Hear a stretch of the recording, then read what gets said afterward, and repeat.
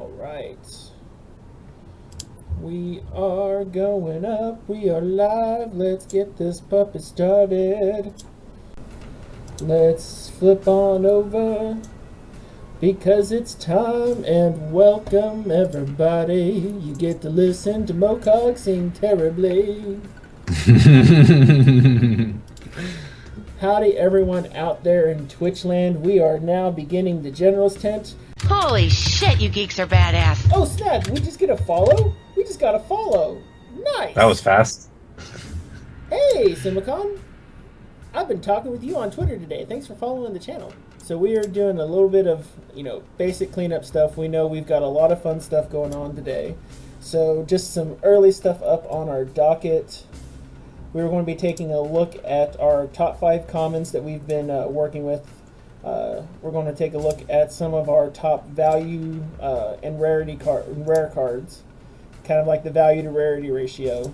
What we find really valuable in draft.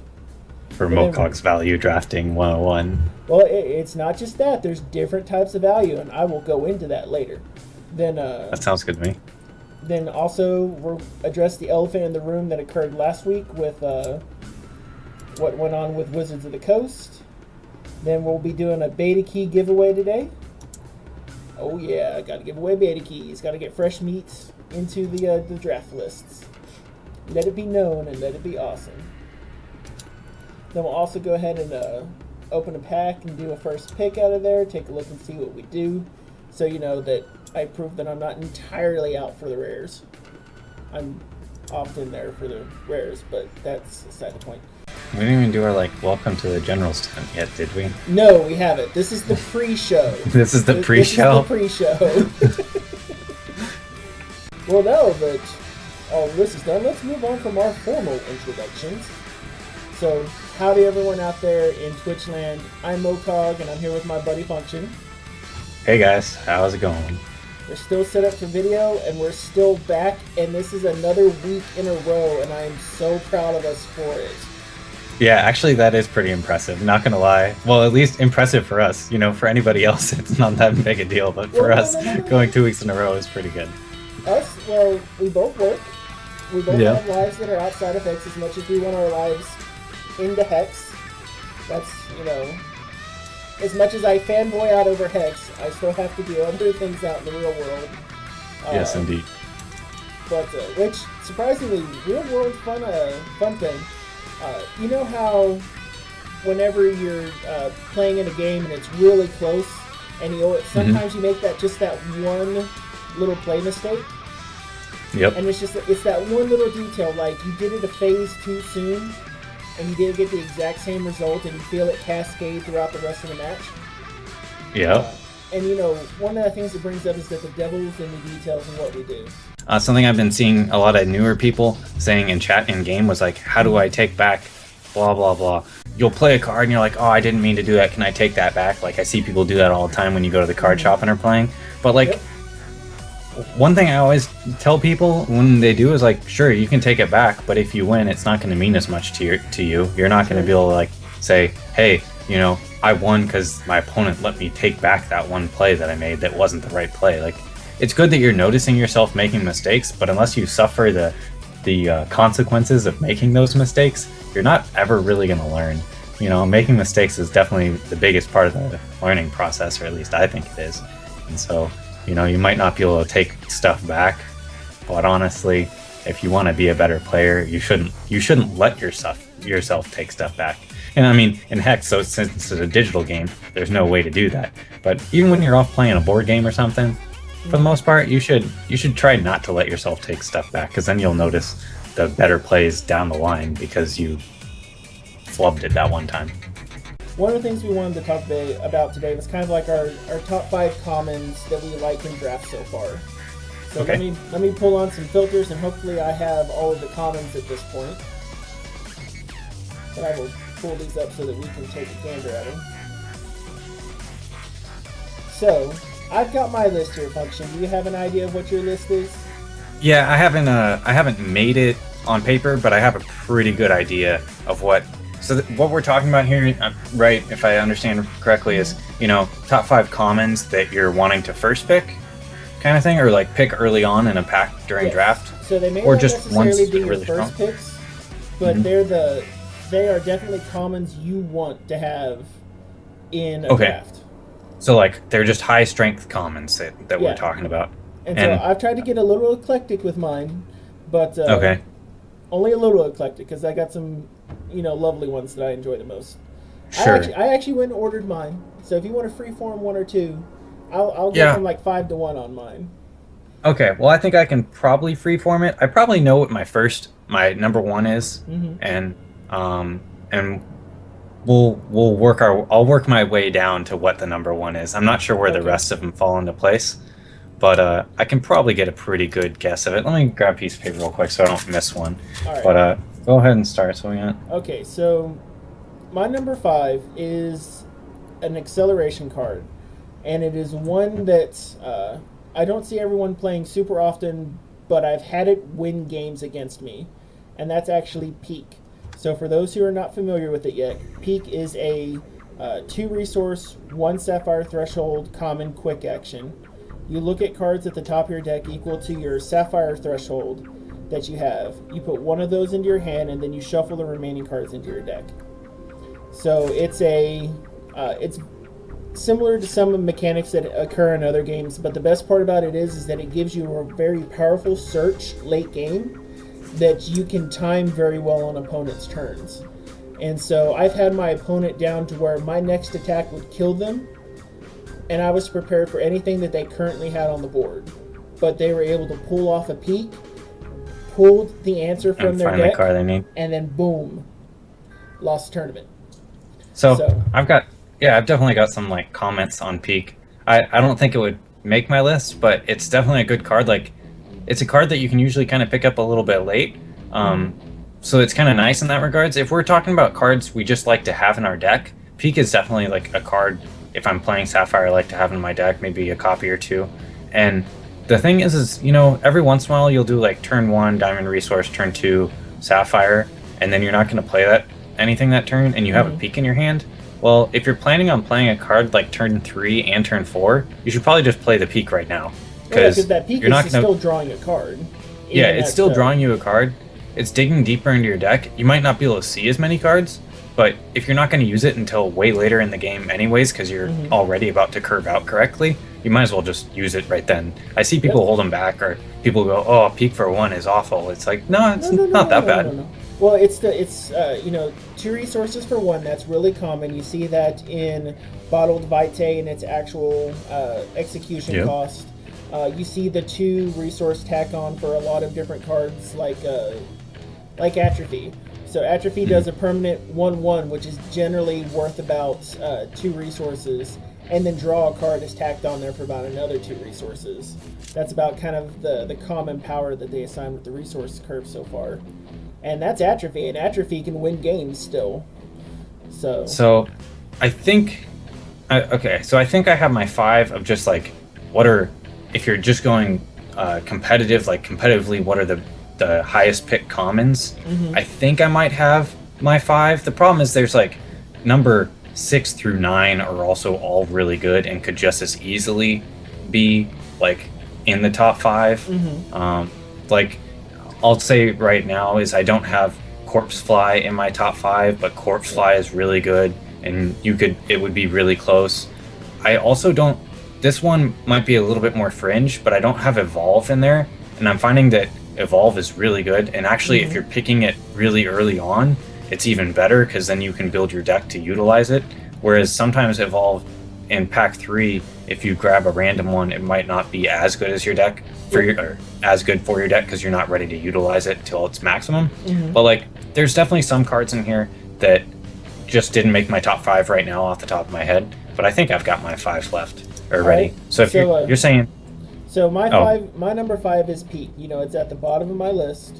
I've seen it used well and in the hands of a fantastic player, one who's got their timing, one who's built the best draft deck that they could with the given material.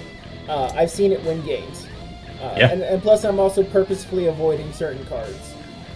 Like, I've tried to avoid cards like Murder, Corpse Fly, and the reason is because I tend to want to pick those, but I also tend to favor certain shards. So Sure. I tried to kind of separate it a little bit.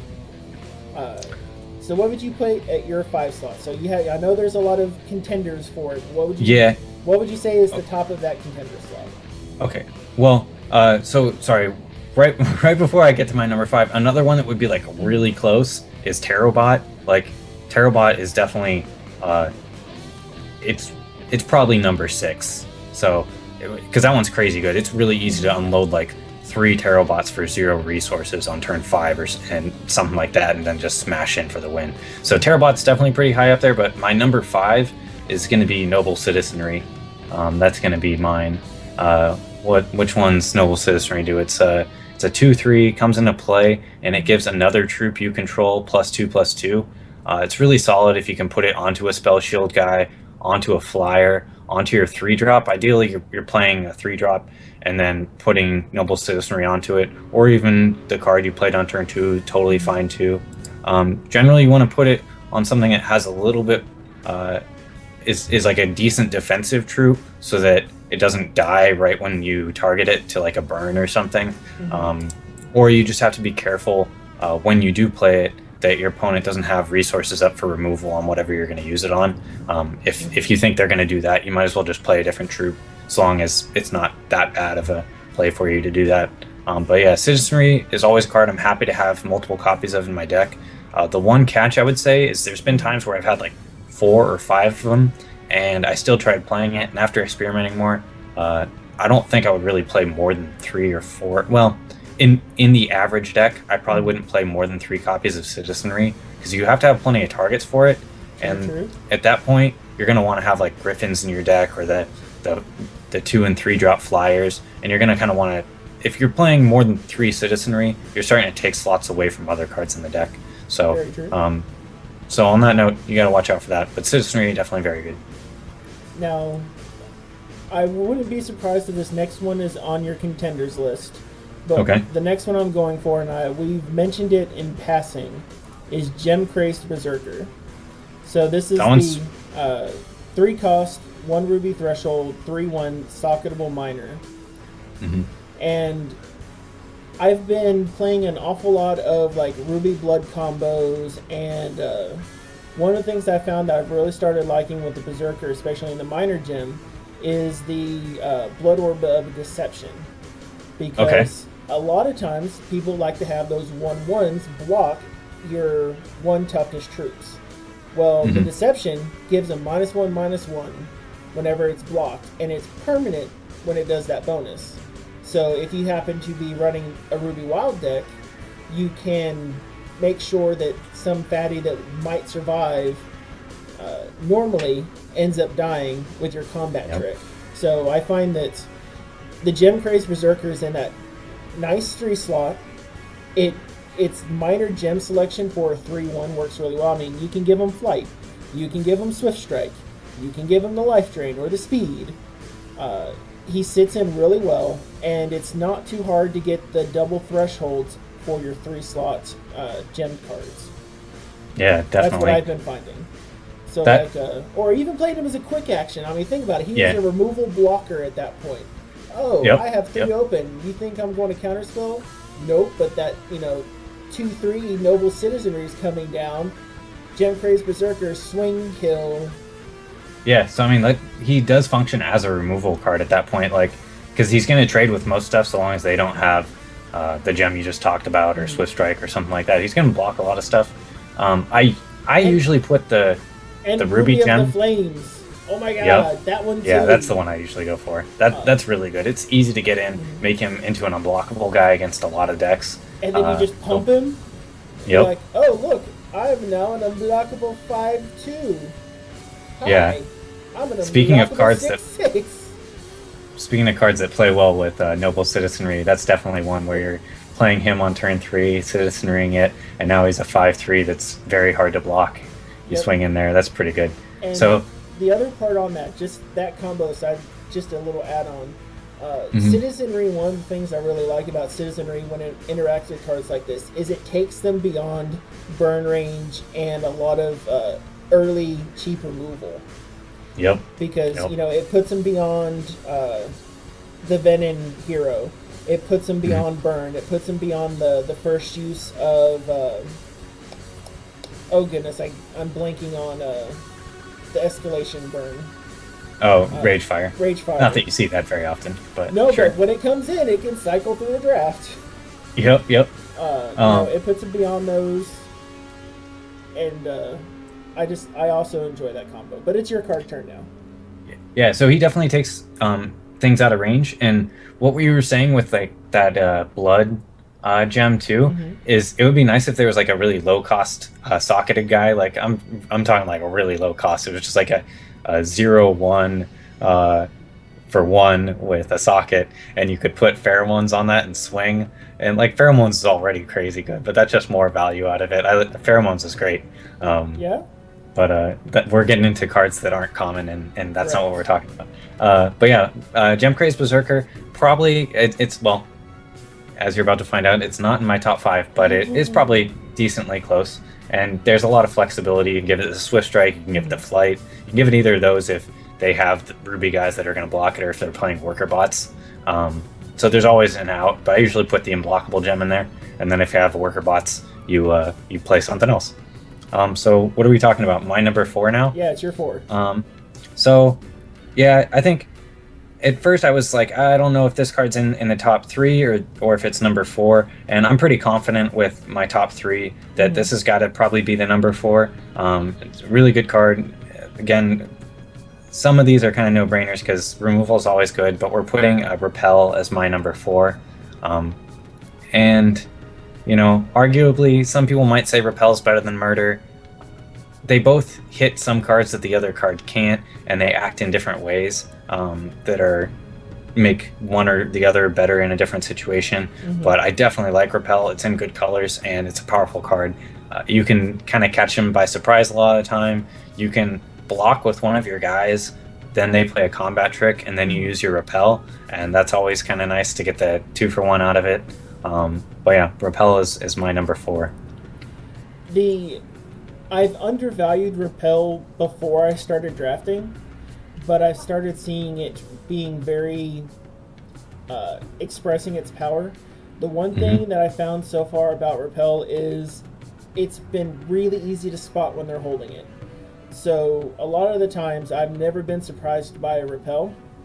Yeah. Because a lot of the times the way people are playing Diamond in the drafts that I've been in, they've been forced to use almost all of their resources every turn.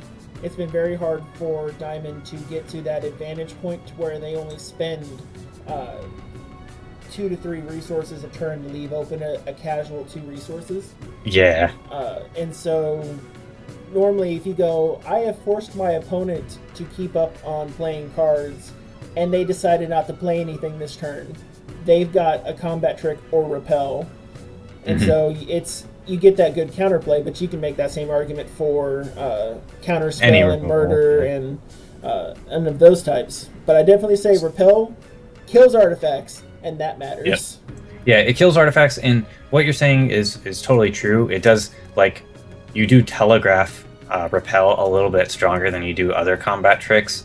But with that said, if you think your opponent is playing Repel, you can still attack with your guys, you just don't attack with your best one. And, you know, that's another thing, is you can bluff having Repel and still kind of come out on top sometimes because it telegraphs so obviously. So that's, and anytime you can make your opponent play differently than play, not make the optimal play, play suboptimally is good. And kind of Repel does that sometimes, so that's another thing going for it. But it's flexible removal. It might not be able to kill stuff on demand, like it can't kill their research librarian, but it can kill their artifacts, and that's definitely pretty relevant. And another fun one is, this is the removal that I decided to include in my 3 spot. I have gone an entire 180 on this card, because I remember when we were first looking at the sets, when they just released the alpha PDF on cards, and I am including Sorrow in my top 3, and I will have to justify why. Well, I don't think it's that hard. It's a card, if I'm playing Blood, I always want to have a Sorrow. So it's one as a 1 cost -1/-1 area effect essentially.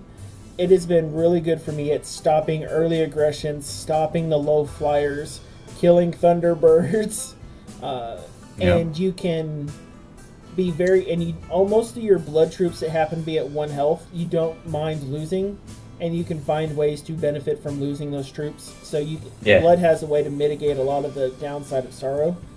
But sorrow is just a really good 2-for-1, sometimes 3-for-1. And by golly, it freaking kills artifacts. The robots must die. All those it kills worker bots really well. have to die, and sorrow does it for me. Yeah, sorrow's great. What I like too is with the Zared Venomscorn champion, the Venom one, that basically does -1/-1 to another troop. Is with sorrow you can hit like the 2 defense troops and still hit all the 1 defense ones that are in play, so that's really great. With 2 sorrows, you can really do some damage to the Shin Hair. If they have a Buccaneer out, it'll kill the Buccaneer and then kill everything else because now their toughness their defense was dropped by 1. So that's a good one to look out for. But yeah, sorrow's good. If I'm playing blood, I almost always want to have at least 1 sorrow in my pool, and usually I'll main deck it. It depends on how much removal I already have or what my troops are, but a lot of the time I'm definitely willing to main deck it because it's pretty easy to make it swing in your favor. Yep, and two of them in draft seems to be the sweet spot for me. Yeah. All right, you're number 3, my friend. So my number 3, and you know this could almost be number 2. I gotta think here. Which I would rather have. Yeah, you know what? I'm actually going to bump my number 3 up to my number 2. I think my number 3 is going to be Murder. Gotcha. So, Murder, I just talked about Repel. There's not a whole lot more to talk about Murder. I would say it's a little bit more flexible. It hits more targets in that there's more relevant stuff that Murder can hit that Repel can't. So, sure, it can't hit artifacts, but it can hit their Wind Whisperer, and it can hit a whole bunch of other stuff.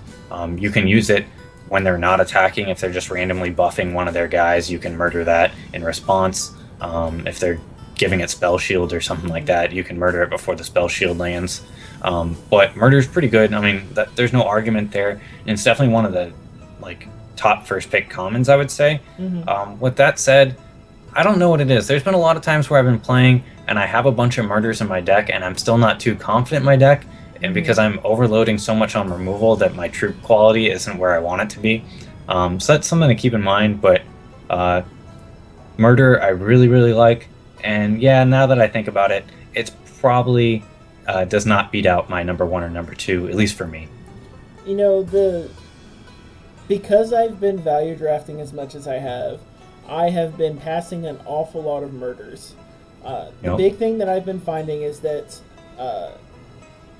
if you have a significantly aggressive enough deck to where you can force them to just keep using their shards down to 2, and you limit that instant or the quick action speed removal significantly, you just tempo them out really well. And so I found Murder becomes a lot less effective against some Sapphire splashing with some Buccaneers or almost any form of tempo that you can perform. And you know, if you can consistently play 2, troops a turn for a while, murdering 1 doesn't always solve it. If you put 2 fantastic medium level troops into play, they don't always have to be bombs. Yep. If they play 2 troops on the turn and you're just trying to murder one of them, you're kind of out of luck. Also, if they're playing Shin Hair, Murder's not going to do a whole lot. You can murder their Buccaneer or their their Commando, whatever it's called, and that's pretty good. But a lot of the targets become irrelevant. And then also the real reason it's probably not higher on the list is with Murder, it doesn't hit robots. And I mean, sure, Repel does, but it doesn't hit other things. But robots is a strong deck, and you leave yourself open to have blank cards in your hand that would otherwise be amazing against everybody else. So that's probably the reason it's number 3 rather than higher. Now, for my number 2, it is very similar to my Gem Crazed Berserker, and I will pull it up. It is I have fallen in love with my Mazat Ranger. It has started making me fall in love with my 4 slot instead of just my 3 slot. And it's for all the same reasons as the Gem Crazed Berserker, but it's just hitting for that 4 and that different tier of protection from bigger creatures. So Yeah. a lot of the times what I found in drafting, especially when I'm facing blood, is when you hit that 4 slot, if you've been playing decently, you've got a target already in play for the Venom Champion's charge power.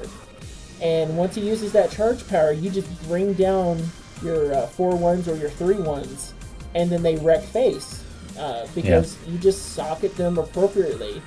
I think in every shard, there's a fantastic one. Like my favorite in Blood is the Blood Orb of Deception. In Diamond, it's Swift Strike. In Ruby, it's Ruby of the Flames. Flight. I mean, giving this a 4-for-4-1 flight just beats out the speed of having to play the Vulture when you're in Blood. That and it still trades with the Griffins and all the other like 2-4 flight guys. So that's not bad. Spell Shield Sure. and Wild. Yeah. And part of what it is that sitting at that 4 cost, it's easier to cover the threshold for your abilities. And so it sometimes, you're going to hit your Berserker, but you won't have your thresholds for some of your more intensive minor or your minor gens. But with Mazat Sure. Ranger, it's pretty easy to get 2 of the other in play, and it's only got a single blood threshold requirement. Yeah. So I've fallen in love with this troop, and it has been winning me games and forcing my opponent to make bad trades. And I Yeah. love that. It definitely it'll still be able to trade with a lot of troops that I would consider better than it. Mm-hmm. And I'm definitely not a big fan of the Ranger, but maybe I should spend some more time trying to make it work for me because it sounds like it's working all right for you, and maybe I should give it a try. Well, and But I I generally think don't play it. the big secret to it has been utilizing the Blood Orb of Deception with it, and it makes it so difficult for a lot of decks to block it now, because when you put that Blood Orb of Deception and you're running the Venom Champion, you put that -1/-1 on a troop. If it's only got a 1 attack, you can now swing with the Mazat Ranger no matter what. It's not going to get killed. Sure. And then when it attacks, it's putting on another -1/-1. So you can time it really well to drop a blocker out of contention just immediately. It swings into robots. Oh my god, that is so powerful on the cheap dwarf decks. All 1/1s die when they block it. They can't even multi-block it, because if you have multiple blocks hit it, every troop that blocks it gets -1/-1. That's pretty good with the pheromones. So We were talking about cards that are good with pheromones. Yeah. So that Deception, or Blood Orb of Deception with the Mazat Ranger, or pretty much any socket.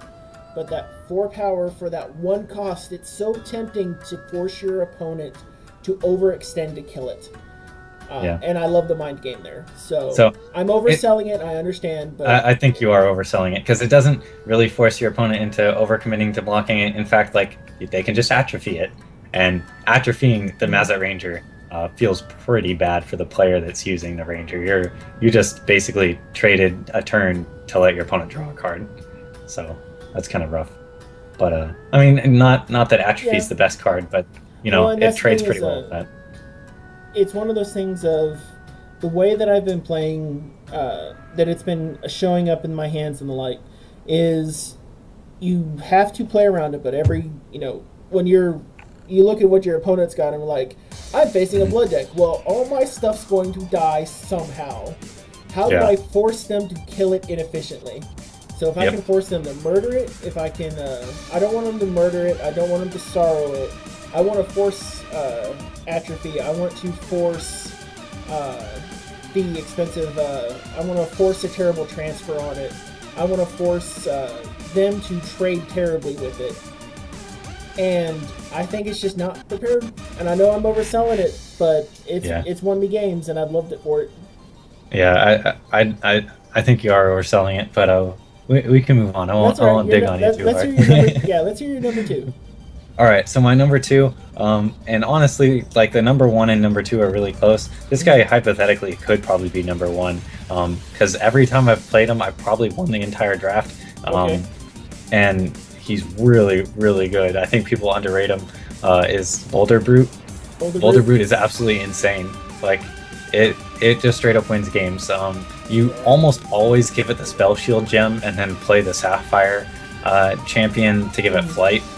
at that point, I mean, that's usually what you're aiming when you're picking a Boulder Brute early. You're usually aiming to do Wild Sapphire and give him Flight, and then all of a sudden you have a Spell Shield 4/4 with Flight, and that's pretty good.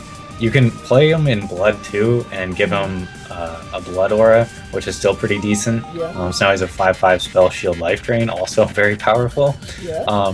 But generally what you're trying to do is attach Wild Auras onto your Boulder Brute and then swing for the win. Like that, there's pretty much, there are very few cards that can profitably trade with a 6/6 Boulder Brute that has Crush. So Boulder Brute's crazy good. Like if you have it, you try to get like 2 or 3 of them, and then you try to get some Howling Brave so you can play it a turn earlier. Yep. And then you try to get your Wild Aura, like I was saying, and maybe even a Wild Growth to protect it the turn you play it, or whatever else you're doing shenanigan-wise. Boulder Brute's crazy good. It's really easy to win drafts with them.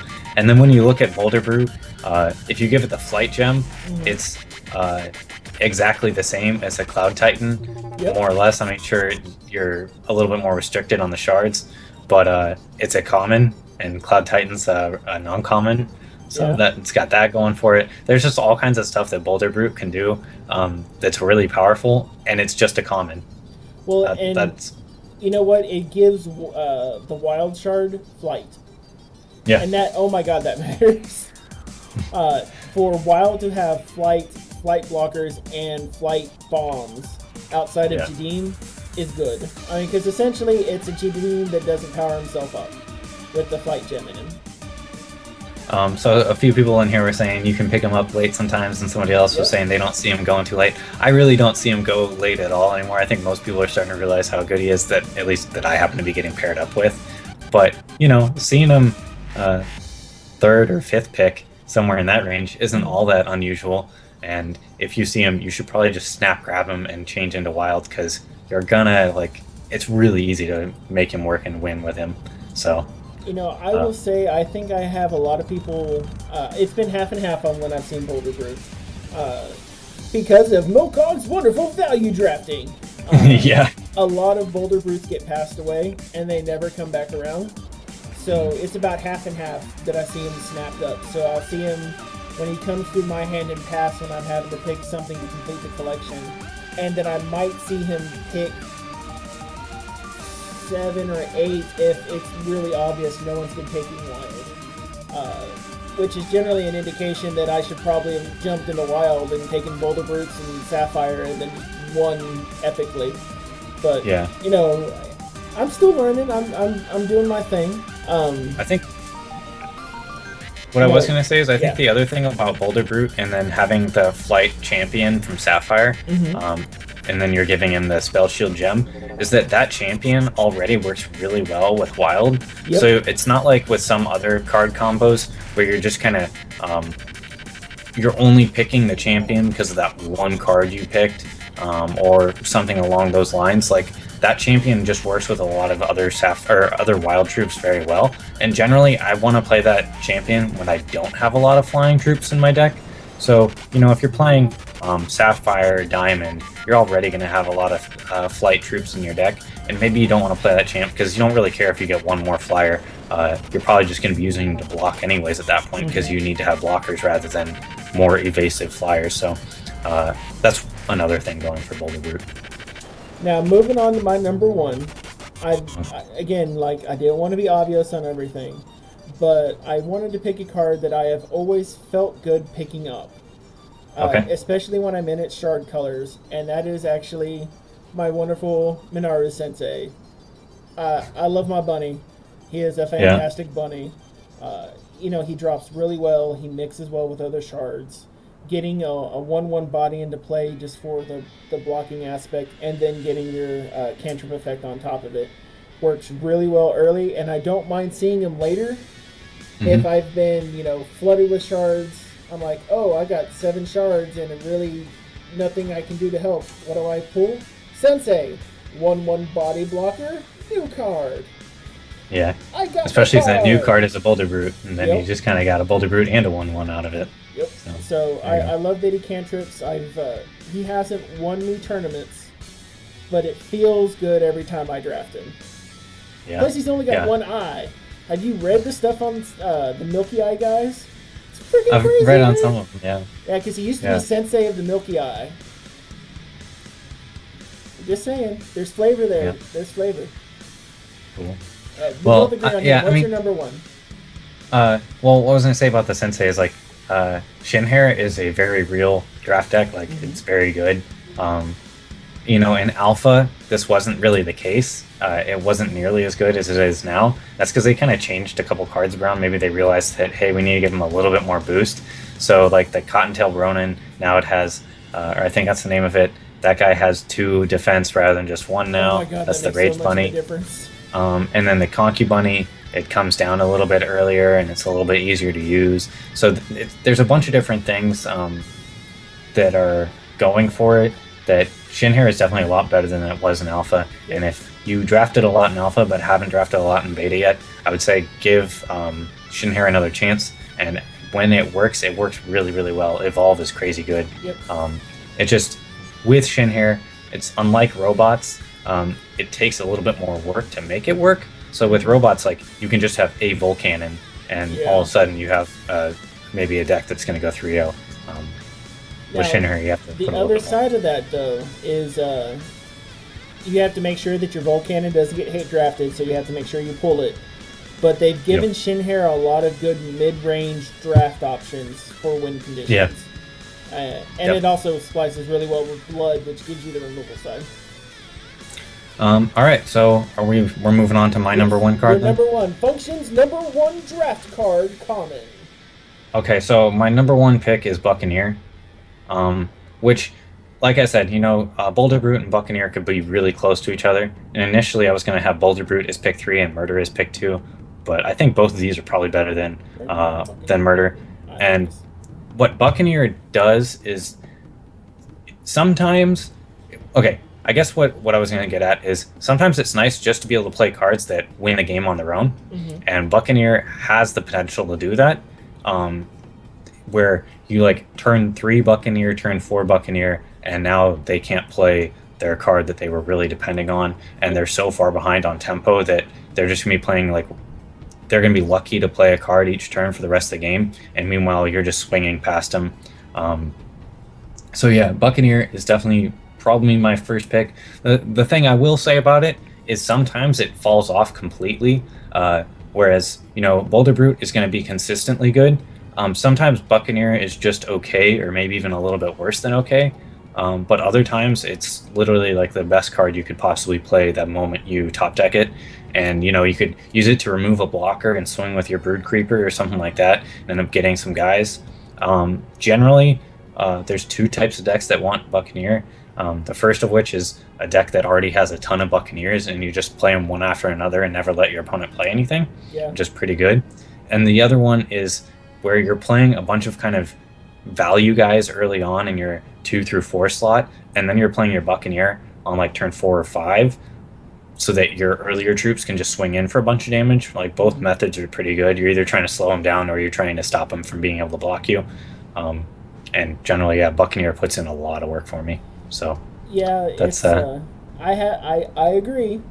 He would be in my top 5 if I wasn't attempting to be eclectic.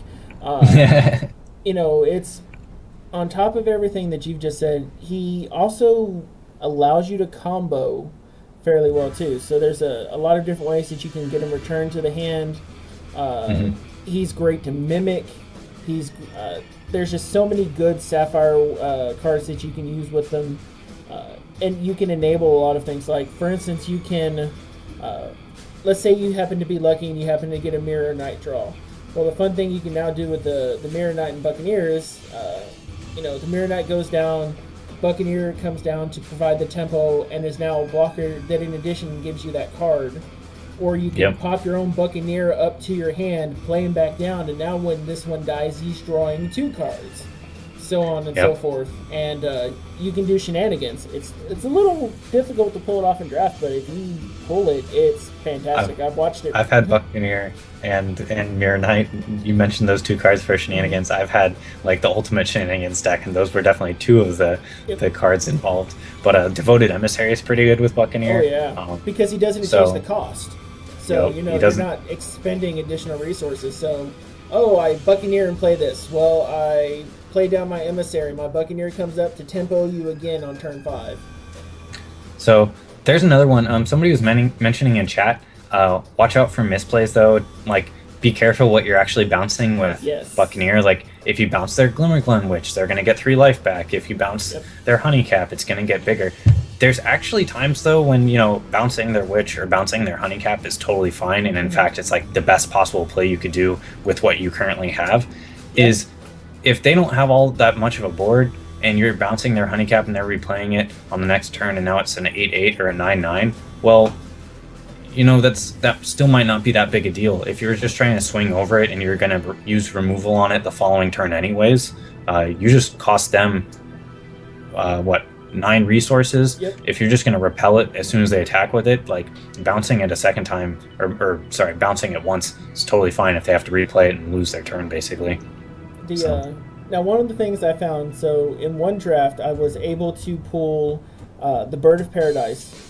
I believe that's the exact one. So Nice. The 6 cost. So I pull the Bird of Paradise, and I'm facing a wild deck, and they're swinging at me with the. They're actually swinging at me with Honeycap, and I have to Buccaneer him up, but I'm on turn 5. I hadn't drawn the. I've got everything to get to the 6 shard, but I didn't have a way to deal with blocking him. I just needed that Honeycap to stop attacking me. So I pop him up, the sucker comes back down, he's now like a 9-9, and then I draw the Bird of Paradise, and I'm like, nice. Let me draw 9 cards. Let's do this. Yep. You mill yourself out pretty quick that way. Well, you can, but what just ended up doing is, you know, he has to swing to try to kill me. I put him in that position. Oh, look, here's my 9 cards. Here's real removal. Goodbye, sir. Yep, there you go. That's pretty good. So I like that. That's a good play. But now those are great.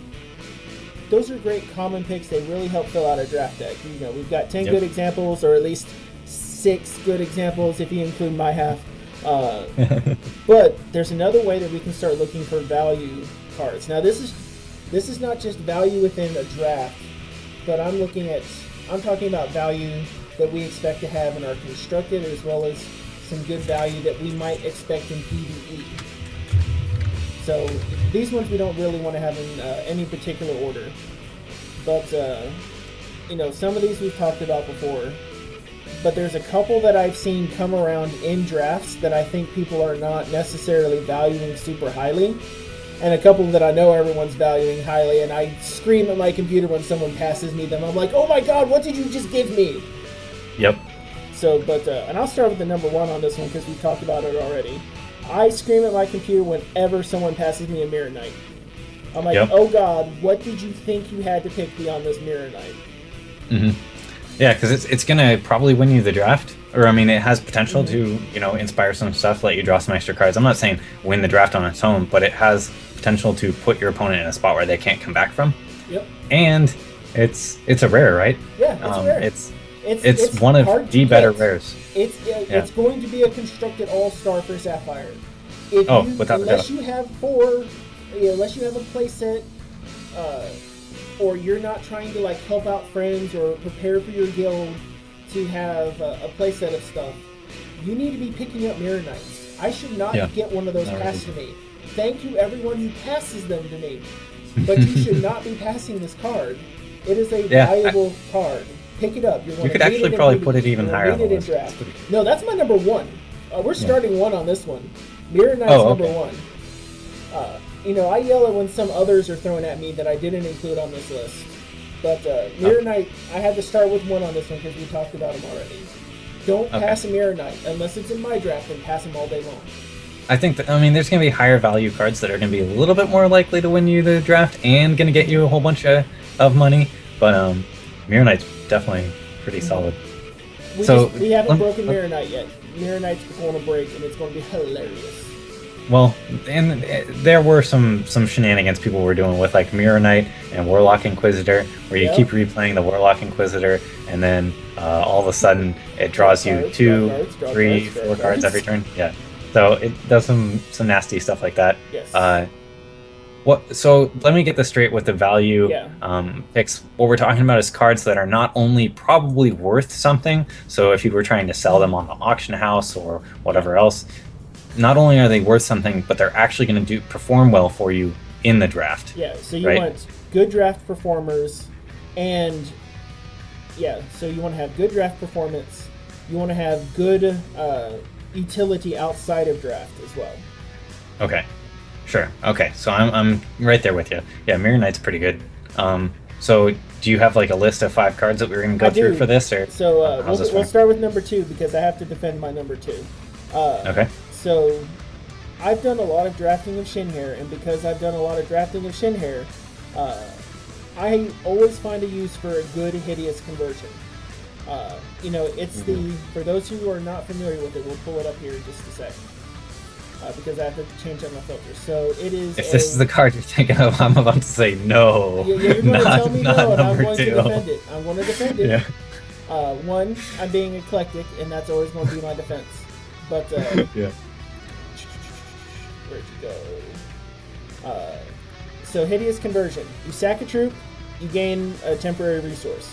The reason that this ends up being powerful is the synergy of the Shinhair. So in a draft, you have a lot of good instances where you might just need that one more shard, but you don't need the body to necessarily pull off your combat trick.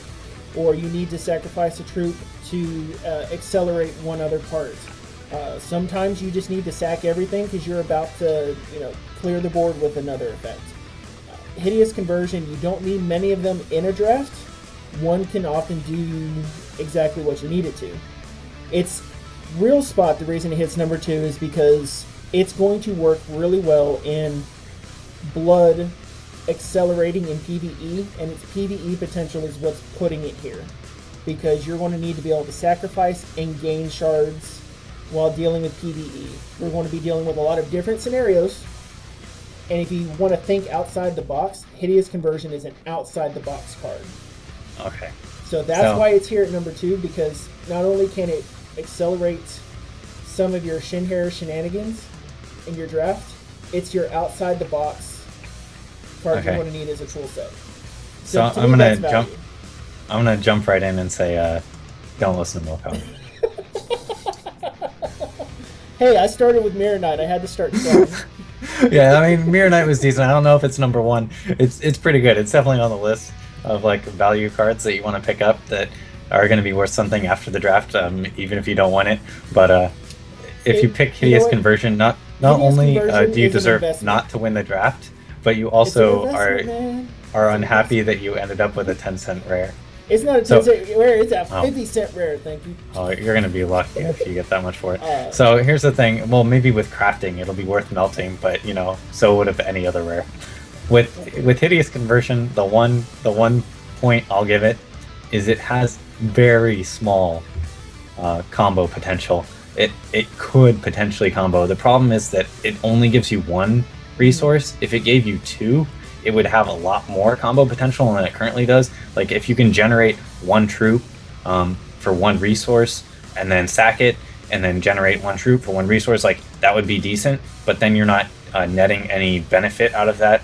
You would have to have some kind of trigger that did damage or gained life every time a troop either entered or exited play on your end. And in that case, you could combo out with it. But I don't think we're going to see something that just, without any other investment, spits out a troop for 1 resource. Like, it'll be exhaust something and spit out a troop, or Wretched Brood, something like that. Shroomshaw, combined with our wonderful little Bloodbearer bunny. Several cards to get in, but that once you get it set up, it's not going to happen in draft, but you can set that up in PvE. No, even in constructed, I'm talking like a combo where you could put in like 100 troops in the same turn and sacrifice them. Like, that's kind of what I'm getting at. It almost has potential to pull that off, and it still could eventually happen. There's a couple of combos that do exist in set 1 where you can, do infinite damage or mill your opponent for 1,000 cards or something ridiculous like that. And they're not terribly hard to execute. They're a little bit hard for constructed though. So yeah, it's there to disagree, but it's a mushroom. You can't argue with the mushroom. except with logic. You can argue with logic. I'll let you use logic. Yeah. All right, but another one I have on here is actually a good redeeming one. Because for every craziness, I have to have a redeemer. And that's actually Splinter of Azeroth. Or Azathoth. Splinter of Azathoth. Yeah, I'm so on it, but I mean, so I guess so. Maybe what you're saying is not necessarily the rares where it's just like you open it in the first pack. You're talking more of like, why did you pass this to me rares? Yes, that's like, one side of it. You know, Splinter might not be the best first pick. It does have 3 Sapphire threshold, which could be really rough for some decks to play if they open it pack 2 or 3. But you're saying, like, if I'm in Sapphire and I pick this, like, you're going to be pretty happy. You might end up being able to sell it for something afterwards or play it in one of your decks. All right, I'm with you a little bit, because, I mean... it's getting into you. You're so focused on the draft all the time. As you make me better at draft, I will pull your mind apart for PvE. Oh, for PvE, yeah, you definitely will. So it's so one of the things that I like about the Splinter, it's a 4/3/4 flyer. It's got a good butt with its toughness on there. It blocks really well, and its one-shot ability is another interrupt that a lot of people are not used to seeing because it's rarity right now. So you might be able to get away with making sure that interrupt goes off more advantageously in your playstyle.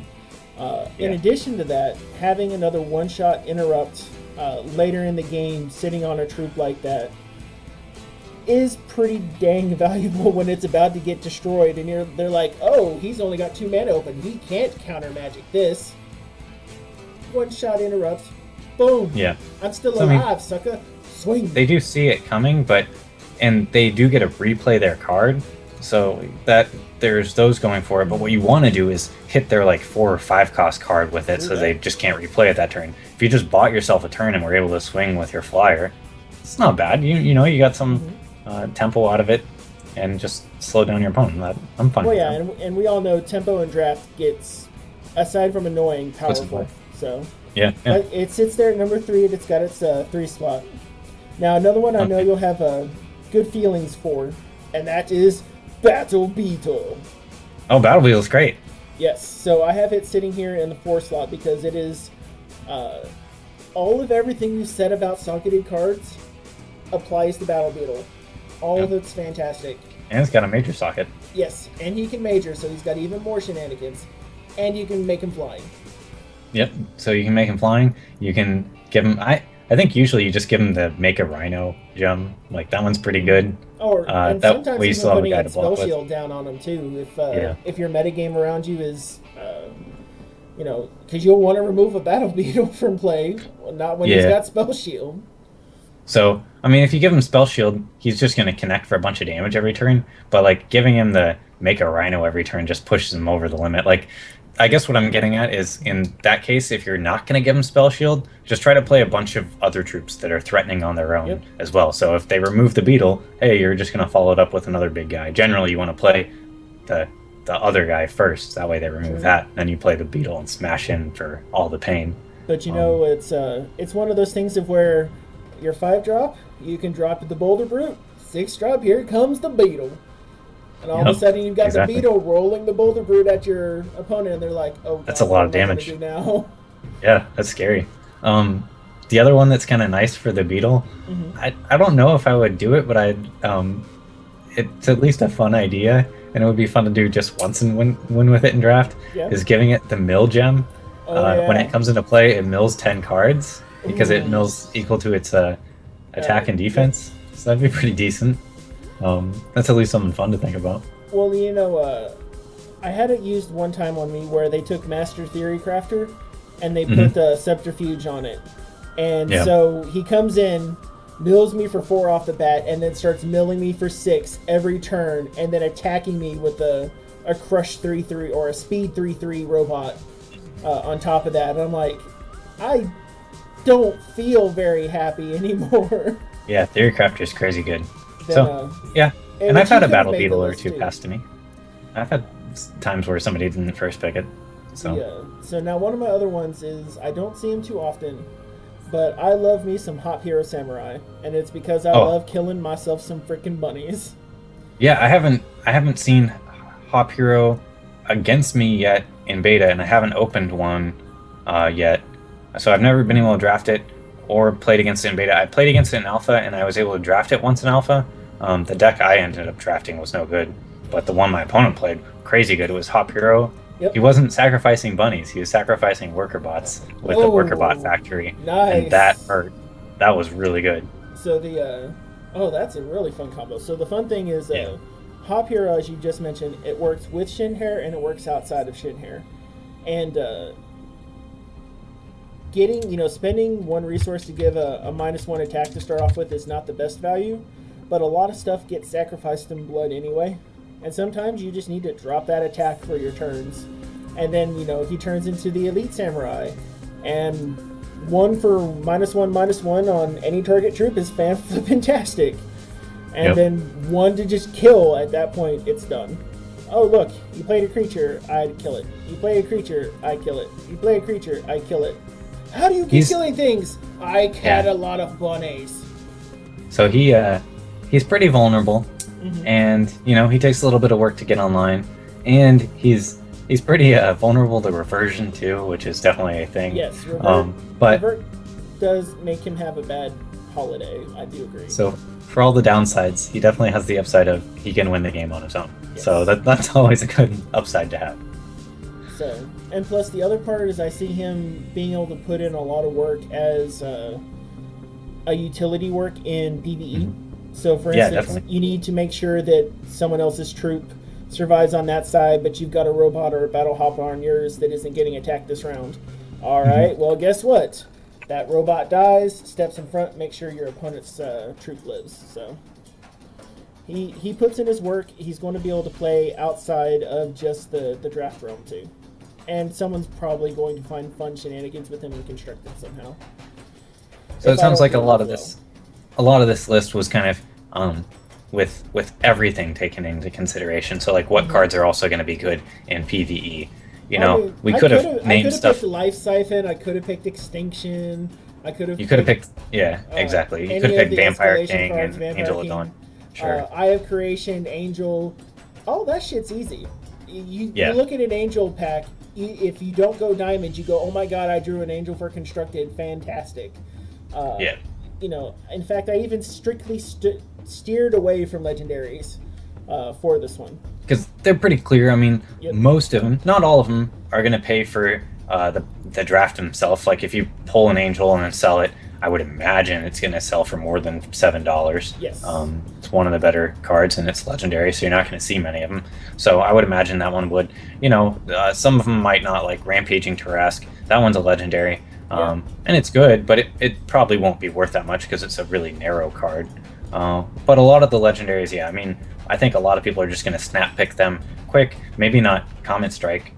That one I've seen go all the way around the table once. But most of them are. But I had to pick up one just to make sure I had one. Sure. From looking at the legendaries, I've snap picked. I've been really lucky on my Jadeems. I snap picked Jadeem. I snap picked Ozawa.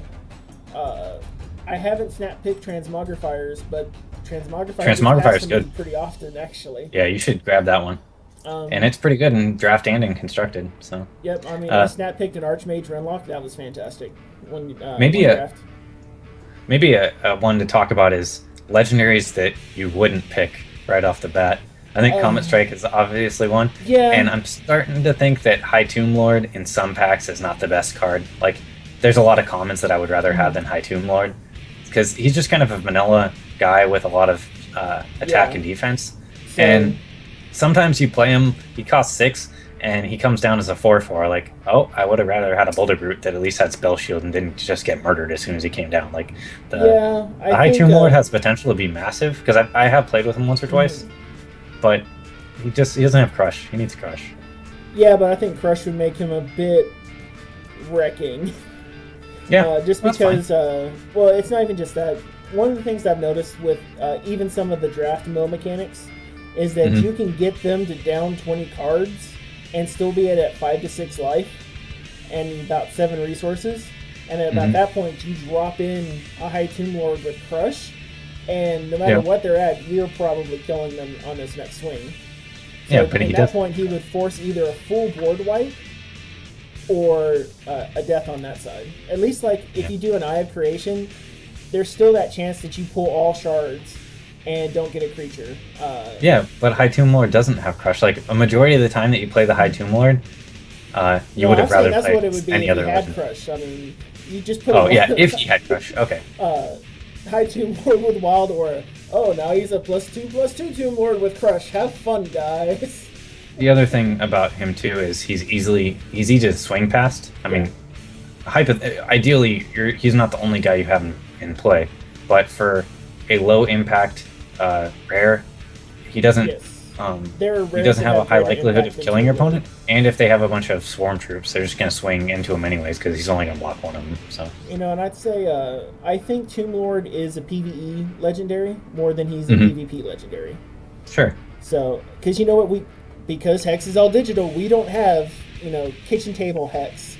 We've our kitchen table is going to be PvE. He might be fantastic in keeps when they bring that out. Yeah, but that'd be probably some cool stuff you could do with him, especially if you could do something like sacrifice a troop, deal damage equal to its attack. Like, you could easily hit somebody with a High Tomb Lord for like 50 damage or something insane. Now, one that I've had passed to me each time that I've gotten them have been Resurrections. I have been passed 2 Resurrections in my drafts. Not in the same draft, but in drafts. And did you try playing them? No, I was in a completely different chart. I'm like, that's a legendary, yoink. Yeah. But you look at it, it's 9 costs, it's got 3 diamond threshold, and getting the 9 resources in draft is never guaranteed. So, which is probably why I passed him. So everybody's been sticking around. Not quite as many people in today as last week, but that's totally fine too. We're gonna do opening a pack next? Yeah, let's open a pack and let's go ahead and we do have a beta key to give away too. Yes, so do we want to advertise the beta key one more time before we No, give it out? We can do it to the people who've been hanging out. Alright. So I have a beta key to give away. We're going to give away to one of the random people in channel, and right now there's only a couple people in channel, so that's going to be pretty easy. If you don't have a beta key already, we'll hook you up if you're the person who wins it. If you do already have one, and you don't actually need it to give to somebody, let me know and I'll find somebody else to give it to. So why don't you figure out who gets the beta key, Mokog? Alright, let's pull this stuff up.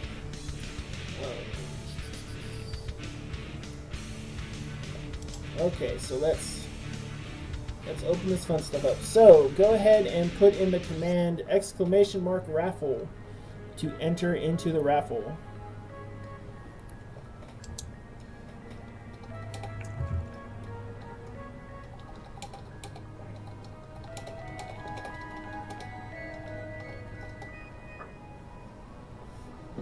So they have to type that in, right? Yes, so they type that in, that loads it up into the wonderful add-on.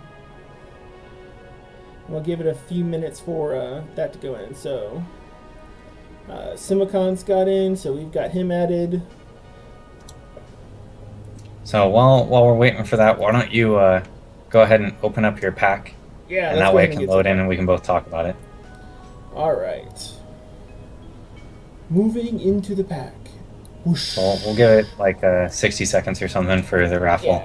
And then at this rate, Simocon is just going to get a key unless a second person enters. Alright, so let's go ahead and unveil the magic of the rare as well. Okay.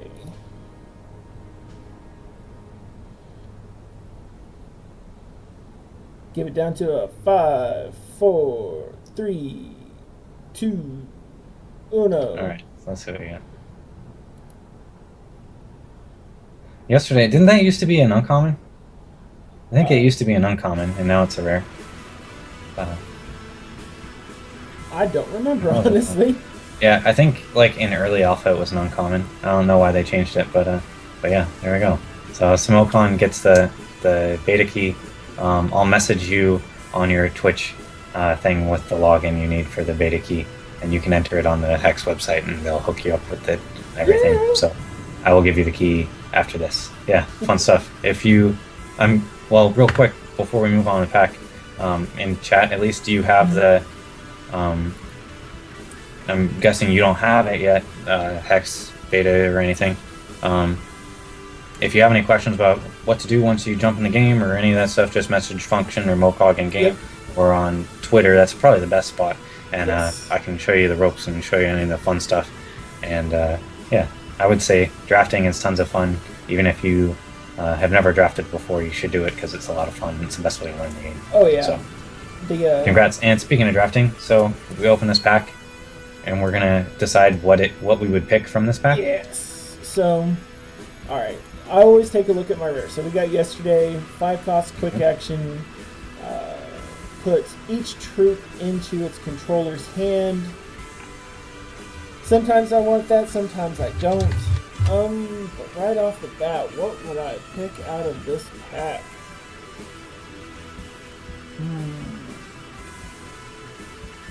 So, zoom back out just so we can see what else is in there. Oh yeah, it's okay. So if we were gonna say, if we were just gonna look at the commons, and you had to pick one, which would be the card you would take? Part of me wants to grab Quick Strider for the Swift Strike as a 2/2. Quick Strider's pretty good, yeah. But the other part of me really likes the power of the gem, even the Socketable Miners on the Mystic of the Tranquil Dream. Yeah. I found that their board presence has just been really good. Not for what I wanted to face against it, but just playing it down. Yeah, Mystic's pretty good, and of the commons, I would say it's pretty much easily the best common in there. It's better than the Griffin because you have the flexibility of giving it something other than flying, and threshold-wise, it's a little bit easier to play, so it has that going for it. There is a very, very minor downside of you can only have 4 of the same gem in there, so if you had, 10 Mystics, only 4 of them could have flight, but that's not going to come up very often. Also so true. if we're saying Mystic is the best common, then you just have to say, like, is this better than the uncommons? Yep. And unfortunately, I would say the best uncommon is also a Sapphire card. True. And it would be the monkey. In which case, you might say, actually, now that we're still ignoring yesterday, that between Mystic and Griffin, that actually Griffin's better because that way you're passing multiple good Sapphire cards. You're not really passing the greatest diamond stuff. You are passing the Strider, which is decent, and the Shield Trainer, which is kind of mediocre. Yeah. So we're still there. I would say the monkey is probably better than the Mystic, not by much, but monkey is really good. There's a lot of shenanigans you can do with it, and you can really mess your opponent up badly. It kills bombs really well, and it also turns worker bots into relevant troops late game, so that's pretty good. I think if I was going to first pick between commons and uncommons, I would go with the Monkey and the Ninetales. Yeah. For everything that you just mentioned as well, reversion works really well, and Sapphire doesn't have the largest amount of reversion in all of its cards. And so to see it in there to take care of something that is bigger than the monkey that's a problem, or to take a 1/1 blocker and then turn it into a 3/4 blocker is powerful. And plus also the reverted or it can take something inner conflict. You can undo that. It'll undo inner conflicts if you have let's say you do it to a worker bot that was in play last turn. Well, when it transforms, it's not a new card in play, so that sucker can now immediately attack. Yeah. So the Monkey and the Ninetales in that form of shenanigans copies itself and allows one of its copies to attack. That's just dandy. So, I mean, the monkey has, like we were all saying, it has a lot going for it. There's some fun stuff it can do. If you're in robots, doing it on your worker bot is good. Doing it on your Gearsmith is even better, because usually having a robot in play is a little bit more relevant than having a dwarf in play. So, I mean, that's kind of nice there. And that's one of those cases where, like, Gearsmith falls off kind of late after you've played it. And, this gives them some more life. Yep. But the rare in here yesterday, it's one I haven't really had a chance to play with yet, so my evaluation might be off, but I would say it's better than Monkey. When I was playing it with Constructed, what I found is saving those 5 resources tends to get a little bit difficult later game. And if I think if I'm seeing the 5 resources in a draft, it's much easier for me to leave 3 resources open for a counter magic to perform a little bit of a clearing or removal option for something coming into play than it is for me to just leave 5. So I want to bring something into play to keep my board presence up, and a lot of times that keeps me from having 5 or more resources open. What you want to do with yesterday, you don't need to keep resources open for it, really. What you want to do is play it in your opponent's turn right after they play a troop, and then bounce everybody's stuff, yours included, back into play, or back into your hand, and hopefully you have like a Buccaneer or something that in play, and you can replay it and then get this huge tempo gain out of it. Generally, you're going to want to play it in like a slower deck, or against slower decks even, and the other thing you have to be careful though is that you don't use it in response to them playing a troop, because then the yesterday is going to resolve first, and then the troop is going to come into play, and then all of a sudden you kind of shot yourself in the foot because they got to keep their troop after all, kind of thing. Yeah, the best. It's good against the best stuff like Bolter Group. I think is right before the attack step. Yeah. So the real ideal spot to play it is actually as they buff one of their guys. So if they give like Wild Aura to their guy and then swing, you can do it in response to the Wild Aura, which will fizzle, go to the graveyard, it won't get crushed, and then it bounces the guy anyway. So that would be living the dream, at least. Living the dream! So I mean, at least... Would you first pick the yesterday? At this point in time, I'll say I haven't played with it a lot, and generally, with rares you haven't played with a lot, but you think have potential to be really good, you want to take them and then find out. Because then later on, once you're playing really competitively, you'll already have that knowledge, whereas somebody else might not. So I would take it. There's no real cards in here that you're like, wow, these are really good commons and uncommons. Like, Monkey's pretty good, but he's not like slam dunk, windmill, pick. There's no Volcanon in here. Yeah. But yesterday seems like it has a lot of potential to still fill the role of being a sweeper. If you have a lot of troops with comes into play effects, maybe you're in Wild and you have a Squirrel Titan, or you're in Blood and you have some, Corpse Flies. Yeah. Actually, this would be great with Corpse Fly, because if you bounce their guy and your Corpse Fly, bounce all their stuff and then lay out your Corpse Flies again. Yep. And you get to kill their troops, so it almost turns into an extinction at that point, and is a one-sided in that case. So yeah, I mean, it has potential to do a lot for you. All right, you convinced me. I won't just first pick it for value. Well, sure. It's one of those where the first thing that goes through my head is this going to be a constructed usable card, which is the question of, do I have the playset and collection or not? And if the next query comes of, if I had 4 of these in my playsets already, would I first pick it now? And with the rest of the pack, I would probably end up first picking it with all the arguments we just did. You know, it's one of those, I may not see the monkey come back around. I'll forgive the Worker Bot Factory from not coming back around. But, you know, there's a good chance I'll see some other good stuff from this pack come back around. Worker Bot Factory is a weird card, because sometimes it's really good, but most of the time, even if you're in robots, it does absolutely nothing. Like, really does nothing for you. Except you're playing a 5-cost card that, like, sure, it puts out bots that you can block with, but it turns out you already have a bunch, so you don't need any more. All these situations where generally the only time you want to take Worker Bot is if you already have a lot of stuff that it could potentially synergize with. And we're not just talking one card. It's not like you just have an elimination specialist, because then in that case you're talking about not playing your elimination specialist till probably turn 6. Yeah. And like, you held it back even longer. And even then, in draft, it's definitely a bit of a trap. It costs resources to put the Worker Bots into play, and that's even a bigger trap. So, you know, if you're doing elimination specialist turn 6, you're not getting extra Worker Bot off it. So it doesn't do a lot. It's great with that Bunjitsu, like we were saying. It's great with the guy who turns Worker Bots into War Hulks and War Bots. That one's pretty good. And somebody else saying Slaughter Gear. Yeah, it's great with that. But with most stuff, it will be really rough to get a Slaughter Gear and a Worker Bot Factory in the same draft, though. Yeah. because you got some you have the RNG working against you in that case. Definitely. But the other part is, I don't know. I think a part of me on WorkerBot Factory is remembering kind of how it used to work in early alpha before they nerfed the tar out of it. Because if you remember in early alpha, it used to be tap your worker bots to put counters on it. After a certain number of counters, put another worker bot into play. So you could accelerate up through and have that factory just pump and pump and pump and pump and pump. And that was fantastic. But it also got a little broke. So we're rounding up towards the end of the show now, I would think.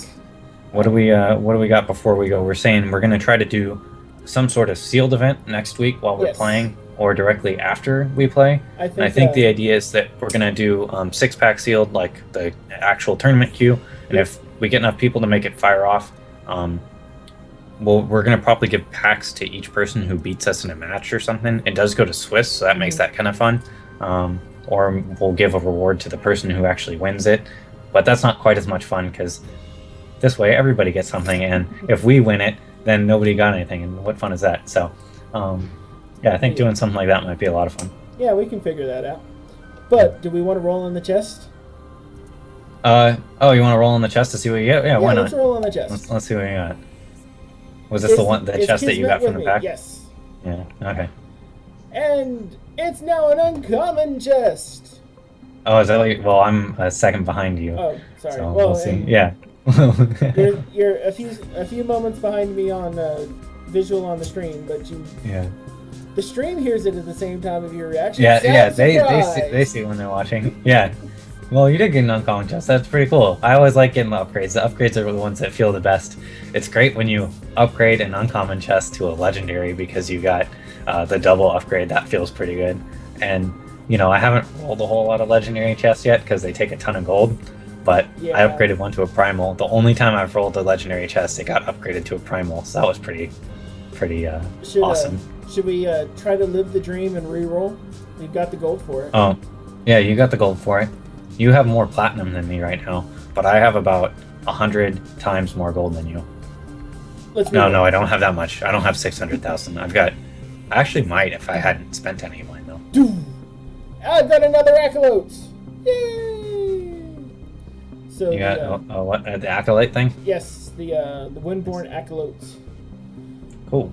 So it's and that was the the PV. No, that's the alternate art. Yeah, it's the alternate art. That one's pretty cool. So we will stash the rest because I'm 100, actually technically 200 gold off from being able to properly roll in the next one. But that's what drafts are for.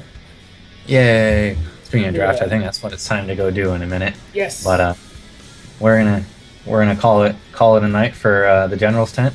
Yes. Thanks everybody for tuning in. Stay tuned. We're probably gonna try and do it again next week. If we did it 3 weeks in a row, the universe might melt. We'll call it a habit. Yeah. Oh my god, we'll call it a habit at that point. Yep. All right. Thanks for showing up, everyone. Simicon, congrats on getting the beta key. You have been announced on Twitter, sir. Everyone knows, so you better get in game soon. Well, he's already got a key. He said he's just trying to get it for some friends who want to get in, which is also great. We need to get more people in beta, which is tons of fun. But I will be emailing you right after this, or messaging you on Twitch, I mean. All right, y'all have a great evening, everyone. See you guys.